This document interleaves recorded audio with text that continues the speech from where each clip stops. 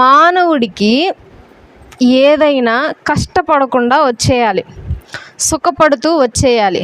ఏదైనా సురుకు తగిలింది అని అంటే ఇక చిరాకు వచ్చేసిద్ది మానవుడికి. ఏదేదో అన్నట్లుగా బిహేవ్ చేయటం మొదలు పెడతాడు మానవుడు.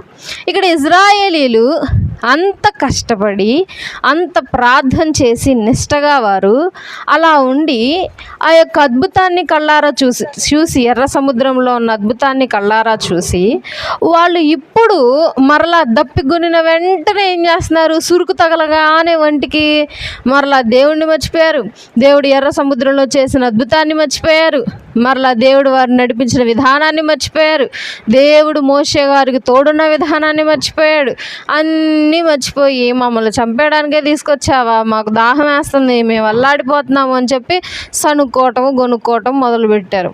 అప్పుడు మోషే గారికి కోపం వచ్చి